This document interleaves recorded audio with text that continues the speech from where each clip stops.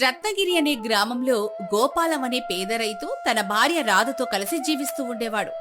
పొలం పనులు చేసుకుంటూ కుటుంబాన్ని పోషిస్తున్నాడు. ఈసారి వర్షాలు పడకపోవడంతో పొలమంతా నెర్రలు బారింది. ఒకరోజు ఉదయం గోపాలం అరుగు మీద దిగాలుగా కూర్చొనున్నాడు. ఏంటండి అలా దిగాలుగా ఉన్నారు? ఈరోజు పొలం చూడ్డానికి వెళ్ళట్లేదా? అక్కడ ఇంకేం మిగిలిందని వెళ్ళాలి రాదా? అదేంటండి అలా మాట్లాడుతున్నారు? ఇంకెలా మాట్లాడాలి రాదా? వాన లేక పొలం అంతా ఎండిపోయింది. చెరువు కూడా ఈ ఎండలకు ఎండిపోయింది. చుక్క నీరు లేదు. ఈ పేదవాడికి ఆ పొలమే దిక్కు. ఆ వానదేవుడికి మనపైన కాస్త కూడా జాలి లేదు రాదా? అలా మీరు దిగులు పడకండి. ఆ దేవుడే మనకి ఏదో ఒక దారి చూపిస్తాడు. రండి, అన్నం వడ్డిస్తాను. నాకు ఆఖరిగా లేదు రాదా. ముందు నేను ఏదైనా పని ఎత్తుక్కోవాలి. లేదంటే పెట్టుబడి కోసం సుబ్బయ్య దగ్గర చేసిన అప్పు తీర్చలేను. ఇప్పటికీ చాలా ఆలస్యం అయిపోతుంది. తను మన ఇంటి మీదకి వచ్చి ఎంత రచ్చ చేస్తాడని భయంగా ఉంది రాదా. మీరలా కుంగిపోకండి. మనం నిజాయితీగా ఉన్నంత వరకు మనకేమీ కాదండి. మనమేమీ అప్పు తీర్చమని చెప్పట్లేదు కదా. తీరిద్దాంలేండి. నేను కూడా ఏదో ఒక పని చేస్తాను. మనిద్దరం కలిసి కష్టపడి అన్ని అప్పులు త్వరలోనే తీర్చేద్దాం. నీలాంటి అర్థం చేసుకునే భార్య దొరికినందుకు నేను చాలా అదృష్టవంతుని రాదా. నేను పేదవాణ్ణని తెలిసినా నా దగ్గర తినడానికి సరైన తిండి లేకున్నా ఈ చిన్ని గుడిసెలో నాతోనే ఉంటూ నాకు ధైర్యం చెప్తూ నన్ను ముందుకు నడిపిస్తున్నావు. డబ్బు మేడల్లో ప్రేమెక్కడుంటుందండి? మీ మంచు మనసే నాకు పెద్ద మేడ. మీలాంటి ప్రేమను పంచి భార్యను గౌరవించే భర్త దొరకడం నా అదృష్టంగా భావిస్తున్నాను. ఇంతలో వడ్డీ వ్యాపారి సుబ్బయ్య వారింటి ముందుకు కోపంగా వచ్చాడు. ఏరా గోపాలం, ఇంట్లోనే దాక్కున్నావా? బయటికి రా. నా డబ్బులు ఎగ్గొడదామని చూస్తున్నావా? అయ్యా సుబ్బయ్య గారు, దండాలండి. లోపలికి రండి దొరా. నీ ఇంట్లో వచ్చి నీతో కబుర్లు చెప్పడానికి నేను రాలేదు. డబ్బులేవి? అప్పు తీసుకుని 6 నెలలు దాటింది. వడ్డీ లేదు, ఆశ లేదు. మర్యాదగా నా డబ్బులు నా మోకాన కొట్టు. దొరా, నా పరిస్థితి మీకు తెలియంది కాదు. వానలు పడలేదు, పైరెండిపోయింది. నా పెట్టుబడి కష్టం అంతా మట్టిపాలైంది. దయచేసి నాకు ఇంకొక 6 నెలలు గడువు ఇవ్వండి దొరా. కష్టపడి మీ రుణం తీర్చేస్తాను. నీ కష్టాలు కన్నీళ్లు వినడానికి నేను రాలేదురా. నాకు డబ్బు కావాలి అంతే. ఇవ్వలేకపోతే ఆ పొలం కాగితాలు నా చేతిలో పెట్టు. నీ అప్పు కింద ఆ పొలాన్ని నేను జమ కట్టుకుంటాను. అయ్యయ్యో, అలా అనకండి దొరా. ఆ 1 ఎకరం పొలమే నా ప్రాణాధారం. దాన్ని తీసుకుంటే నేను నా భార్య పస్తులుండి ఆకలితో మాడిపోవాల్సిందే. నా మీద దయ చూపండి అయ్యా. ఇదంతా వింటున్న రాధ ధైర్యంగా బయటకొచ్చి సుబ్బయ్యతో ఇలా అంటుంది. అయ్యా సుబ్బయ్య గారు, మా ఆయన మీద అలా కోప్పడకండి. అసలు మీకు చెల్లించాల్సిన అసలు వడ్డీ ఎంతుందో ఒకసారి చెప్పండి. ఈమెకు అసలేవీ తెలీదు. అమాయకురాలు అని మనసులో అనుకున్న సుబ్బయ్య మోసం చేయాలని నిశ్చయించుకున్నాడు. నేను మీకు ఇచ్చిన అసలు 10,000, దానికి 6 నెలల వడ్డీతో కలిపి మొత్తం 20,000 అవుతుంది. ఆ 20,000 నా చేతిలో పెట్టండి. మనసులో సుబ్బయ్య ఊళ్ళో జనాలందర్నీ తప్పుడు లెక్కలతో ఇలాగే మోసం చేస్తున్నాడని గ్రహించి రాధ అతనికి ఒక సవాల్ని విసిరింది. సరే సుబ్బయ్య గారు, 2 రోజుల్లో మీ బాకీ మొత్తం మేమే తీర్చేస్తాం. కానీ మీరు వేసిన లెక్కల్లో ఏమాత్రం తేడా రాకూడదు సుమా. ఒకవేళ మీ లెక్కల్లో ఏమైనా తప్పుంటే మీ పొలాన్ని మాకు రాసివ్వాలి. అదే మీ లెక్క సరిగ్గా ఉంటే మా పొలాన్ని మీకే ఇచ్చేస్తాం. సరేనా? ఇన్నాళ్ళుగా ఊరి జనాలను మోసం చేసినట్లే ఈమెను కూడా సులభంగా మోసం చేయొచ్చు అని గర్వపడిన సుబ్బయ్య ఆ సవాలుకు వెంటనే ఒప్పుకున్నాడు. సరే, 2 రోజుల తర్వాత వస్తాను. డబ్బులు సిద్ధం చేసుకోండి అని వెళ్ళిపోయాడు. సుబ్బయ్య వెళ్ళిపోయిన వెంటనే గోపాలం నిస్సహాయంగా నేలపై కూర్చున్నాడు. అతని కళ్ళల్లో భయం స్పష్టంగా కనిపించింది. రాధా, నువ్వెందుకు అలా సవాల్ చేశావు? మన దగ్గర డబ్బు లేదు. అతని లెక్కలు తప్పు కాకపోతే మన పొలం కూడా పోతుంది. రాధ చిరునవ్వుతో అతని పక్కన కూర్చుంది. మీరు భయపడకండి. సుబ్బయ్య లాంటి వాడు ఎప్పుడు నిజాయితీగా ఉండడు. అతను ఏదో ఒక చోట తప్పు చేసే ఉంటాడు. ఆ తప్పుని బయటకు తీయాలి. ఆ రాత్రంతా రాధకు నిద్రే పట్టలేదు. మరుసటి రోజు ఉదయం ఆమె గ్రామంలోనే అప్పు తీసుకున్న రైతుల ఇళ్లకు వెళ్ళింది. మొదట రాములు అనే రైతుని కలిసింది. అన్నయ్య, మీరు కూడా సుబ్బయ్య దగ్గర అప్పు తీసుకున్నారని విన్నాను. మీ దగ్గర అప్పు కాగితం ఉందా? రాములు పాత కాగితాన్ని తీసి ఇచ్చాడు. రాధ జాగ్రత్తగా చదివింది. అందులో కూడా చిన్న అక్షరాలతో కొన్ని షరతులు రాసున్నాయి. అలాగే ఆమె లక్ష్మయ్య, రంగమ్మ, మల్లయ్య ఇళ్లకు వెళ్లి వారి అప్పు పత్రాలు కూడా పరిశీలించింది. అందరి కాగితాల్లో ఒకే విధమైన రహస్య నిబంధనలు ఉండడంతో రాధకు అసలు నిజం అర్థమైంది. ఓహో, ఇదే సుబ్బయ్య బలహీనత. అమాయక రైతులకు తెలియకుండా చిన్నక్షరాలతో దొంగ షరతులు రాసి వారి భూములు కాజాయాలని చూస్తున్నాడనమాట. అప్పుడే ఆమెకు ఒక తెలివైన ఆలోచన వచ్చింది. ఈ నిజాన్ని అందరి ముందే బయట పెడితే మన పొలం మాత్రమే కాదు, మొత్తం ఊరి రైతులందరికీ న్యాయం జరుగుతుంది. ఆ మాటతో ఆమె ధైర్యంగా ఇంటికి తిరిగెళ్లి పంచాయతీ ముందు సుబ్బయ్య మోసాన్ని బయట పెట్టడానికి సిద్ధమైంది. సరిగ్గా 2 రోజులు గడిచాక సుబ్బయ్య గోపాలం ఇంటికొచ్చాడు. రండి సుబ్బయ్య గారు, మనం లెక్కలిక్కడ కాదు, ఊరి రచ్చబండ దగ్గర చూద్దాం పదండి. సుబ్బయ్య కొంచెం ఆలోచనలో పడినప్పటికీ సరే, అక్కడికి వెళ్దాం పద. నాకేంటి భయం, నా దగ్గర కాగితం ఉంది అని బయలుదేరాడు. ఊరి రచ్చబండ దగ్గర పంచాయతీ పెద్దలు, గ్రామ ప్రజలు అందరూ గుమికూడారు. మీ సమస్య ఏంటో చెప్పండి. నమస్కారం అయ్యగారు, మా ఆయన ఈ సుబ్బయ్య దగ్గర 10,000 రూపాయలు అప్పుగా తీసుకున్నారు. దానికి వడ్డీతో కలిపి 20,000 రూపాయలు కట్టమని, లేదంటే పొలం ఇవ్వమని మా ఆయన్ని బెదిరిస్తున్నాడయ్యా. అయ్యా ఊరి పెద్దగారు, నా దగ్గర కాగితం ఉంది. ఒకవేళ అప్పు తీర్చడం ఆలస్యం అయితే నెలకి 1000 రూపాయలు చొప్పున జరిమానా కట్టాలని ఉంటుంది. అలాగే వడ్డీకి వడ్డీ జమ అవుతుందని రాసి మరీ ఉంది. దానికి ఒప్పుకున్నాడు కదా మరి. అయ్యా అబద్ధం, మాకు ఏ జరిమానా గురించి చెప్పలేదయ్యా. మరి నువ్వు వేలిముద్ర ఎలా వేసావు గోపాలం? గ్రామ పెద్దల సమక్షంలో రాధ అప్పు కాగితాన్ని చేతిలోకి తీసుకుంది. సుబ్బయ్యకు ఒకటే ధీమా, ఆడవాళ్లకు, అందులోను పేద రైతు భార్యకు చదువు రాదు, లెక్కలు అస్సలు తెలియవు అని. అయ్యా, ఈ కాగితంలో పైభాగంలో అప్పు తీసుకున్న 10,000, దానికి వడ్డీ 100కి నెలకు 2 రూపాయలు అని పెద్ద అక్షరాలతో రాసుంది. మా ఆయన చదువురాని అమాయకుడు కావడంతో నెలకి 200 రూపాయలే కదా అని వేలిముద్ర వేశాడు. ఈ సుబ్బయ్య మోసం చేయడానికి ఆ వేలిముద్ర ఉన్న కొంచెం స్థలంలోనే చిన్నక్షరాలతో ఎవరికి కనిపించని విధంగా సుబ్బయ్య ఏం రాశాడో చూడండి. ఒకవేళ వడ్డీ కాని అసలు కాని కట్టడం ఒక్కరోజు ఆలస్యమైనా నెలకు 1000 రూపాయలు అదనపు జరిమానా కట్టాలి. 6 నెలలు దాటితే చక్రవడ్డీ పడుతుంది. ఏమయ్యా సుబ్బయ్య, వానలు లేక పంటలు పండగ రైతులు అల్లాడిపోతుంటే 6 నెలలు ఆలస్యమైనందుకు నెలకు 1000 రూపాయలు జరిమానా వేస్తావా? నీకు మనస్సాక్షి ఉందా? 10,000 అప్పుకు 6 నెలలకు ఏకంగా 10,000 వడ్డీ గూచుతావా? 100కి 2 రూపాయలని చెప్పి 100కి 17 రూపాయల వడ్డీ వసూలు చేస్తావా? ఇదేం ధర్మం? ఆ మాటలకి జనం అంతా నివ్వెరపోయారు. ఆ ఊరి జనం కూడా తమ కాగితాల్లో ఇలాగే చిన్న అక్షరాలతో రాసి మోసం చేశాడేమోనని అప్పు పత్రాలు తీసి చూసుకోగా అందరి కాగితాల సుబ్బయ్య ఇలాంటి దొంగ షరతులే రాసి దోచుకుంటున్నట్లు బయటపడింది. ఒక్కసారిగా ఊరి జనమంతా సుబ్బయ్య మీద తిరగబడ్డారు. సుబ్బయ్య ముఖంలో రంగులు మారాయి, నోట మాట రాలేదు. షరతు ప్రకారం నీ లెక్క తప్పని తేలినందుకు నీ పొలాన్ని గోపాలం పేరు మీద రాసివ్వాలి సుబ్బయ్య. మరియు ఇన్నాళ్ళు జనాల దగ్గర వసూలు చేసిన దొంగ జరిమానాలన్నీ తిరిగి చెల్లించాలి. లేదంటే ఈ ఊరు నుంచి నిన్ను వెళ్ళగొట్టాల్సి వస్తుంది. అయ్యా, అంత పని మాత్రం చేయకండి. భార్య పిల్లలు కలవండి. నా తప్పు నేను తెలుసుకున్నాను.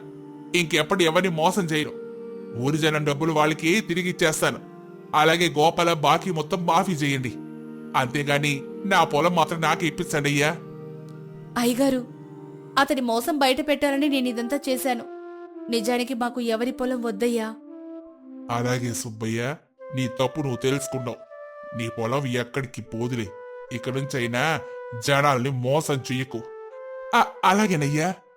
ఆ విధంగా రాధ తన తెలివితేటలతో సుబ్బయ్య మోసాన్ని పటాపంచలు చేసింది. ఆమె తెలివితేటలకి చప్పట్లు కొట్టి ఘనంగా అభినందించారు. తన భార్య సమయస్ఫూర్తి వల్ల తమ పొలం దక్కడంతో పాటు ఊరు జనులు కూడా మేలు జరిగిందనుకుని గోపాలం ఎంతో గర్వపడ్డాడు. మరి ఈ కథ ద్వారా మనం తెలుసుకున్న నీతేంటో తెలుసా? ఆపదొచ్చినప్పుడు భయపడి కుంగిపోకుండా ధైర్యంగా తెలివిగా ఆలోచిస్తే ఎంతటి సమస్యనైనా సులభంగా ఎదుర్కోవచ్చు. అలాగే అత్యాశకు పోయి ఎదుటివారిని మోసం చేయాలనుకునే వారికి ఏదో ఒక రోజు ఖచ్చితంగా శిక్ష పడుతుంది. స్వర్ణమంజరి నది ఒడ్డున ఉన్న అందమైన గ్రామంలో తెల్లవారుజామునే సందడి మొదలవుతుంది. కానీ ఆ రోజు కాలేదు. ఎందుకంటే అది వర్షాకాలం. ఆకాశం మబ్బులతో నిండిపోయి ఉంది. నది ఒడ్డున సత్యం మరియు శివం అనే ఇద్దరు స్నేహితులు నిలబడి మాట్లాడుకుంటూ ఉన్నారు. సత్యం, ఈరోజు గాలి చూస్తుంటే మధ్యాహ్నానికి వర్షం మొదలవుతుందేమో, మళ్ళీ ఆగేట్టు లేదు. అందుకే త్వరగా వల వేయాలి. చేపలు బాగా పడితే సాయంత్రానికల్లా సుందరానికి ఇచ్చేద్దాం.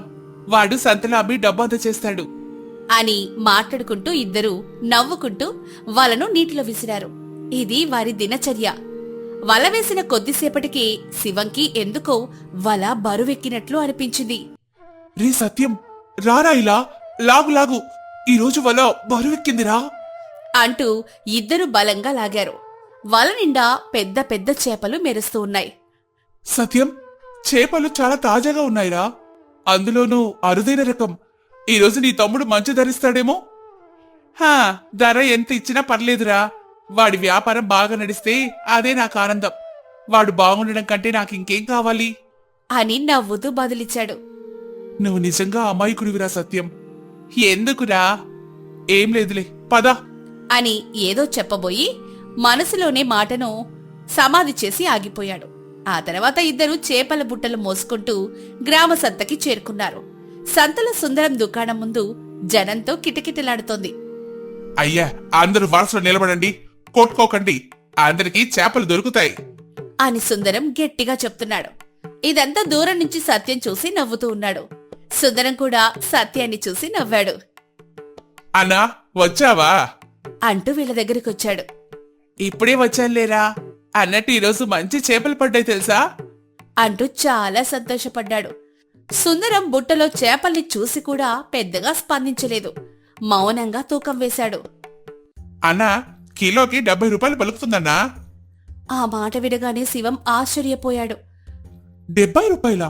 బయట 200లకు అమ్ముతున్నారు. నువ్వేంటి సుందరం ఇలా మాట్లాడుతున్నావు? సుందరం వెంటనే నవ్వాడు. శివన్నా, నేను మా అన్నతో మాట్లాడుతున్నాను. నీకు కావాలంటే చెప్పు, ఎక్కువ ఇస్తాను. నేను మా అన్నకి ఎంత ఇవ్వాలో నా ఇష్టం.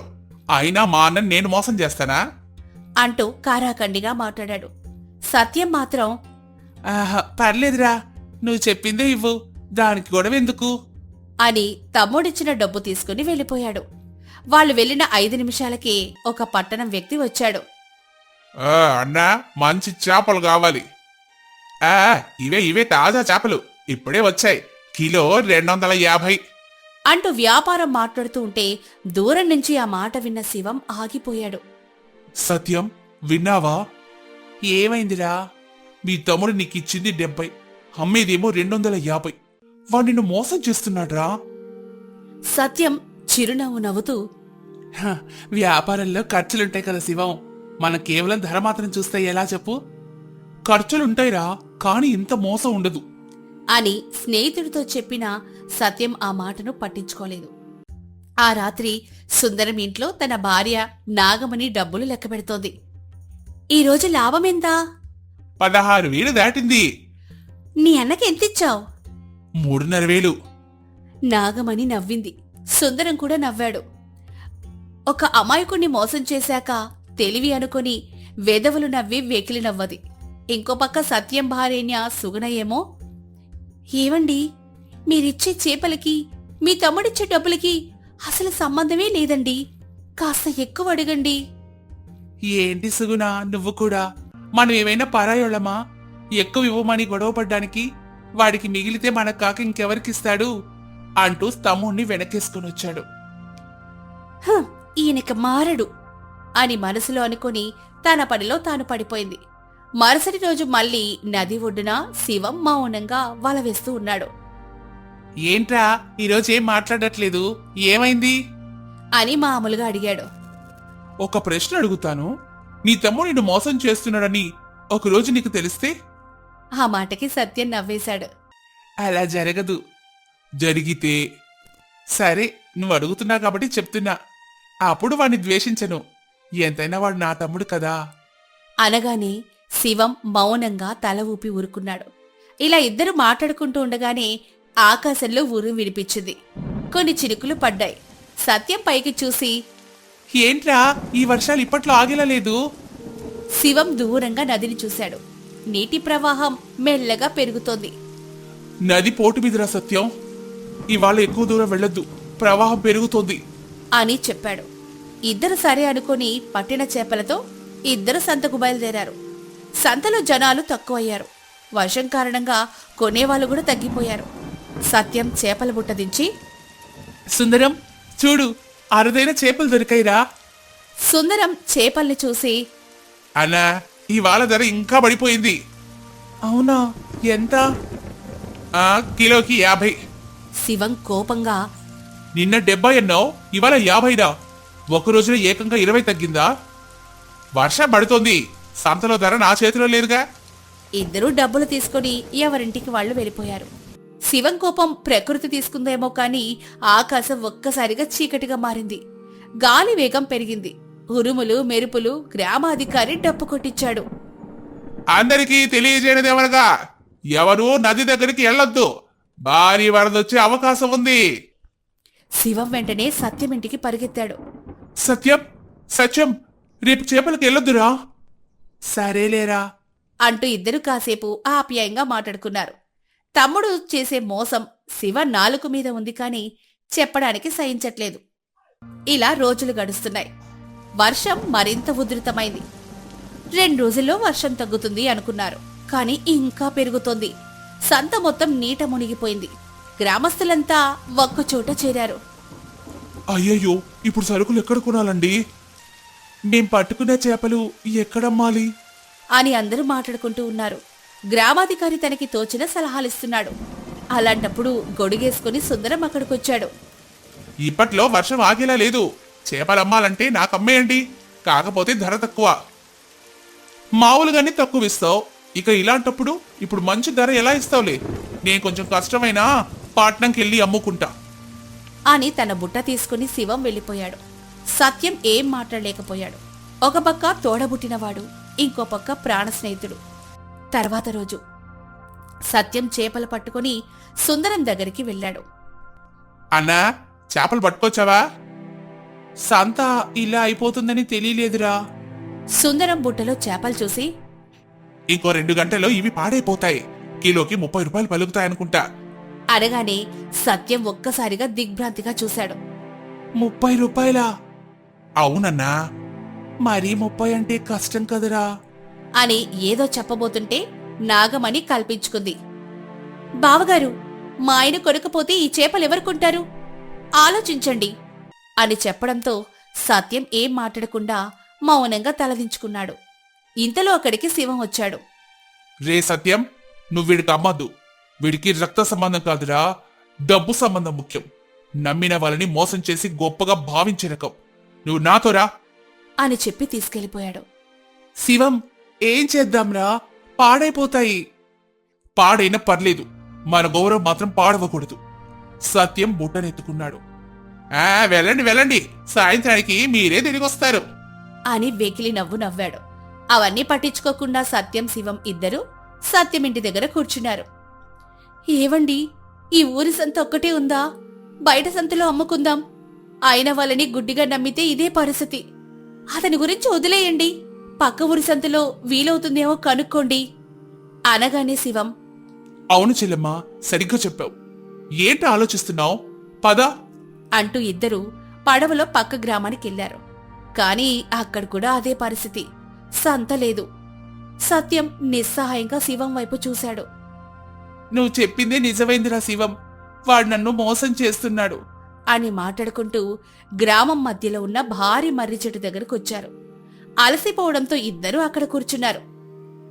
పర్లేదురా, నువ్వు నిజం తెలుసుకున్నావు, అదే చాలు. శివం ఒక్కసారిగా ఆగిపోయాడు. ఆ చెట్టునే చూస్తూ, రే, మన సంత దొరికేసిందిరా. ఎక్కడా? శివం చెట్టు వైపు చూపించాడు. అదిగో అక్కడ. ఏంటి, చెట్టు మీద? అని ఆశ్చర్యంగా చూశాడు. అవునరా, నేల మీద సంత మునిగిపోయింది, చెట్టు మీద పెడదాం, ఖచ్చితంగా అందరికీ అనుకూలంగా ఉంటుంది. మరి ప్రజలెలా ఎక్కుతారా?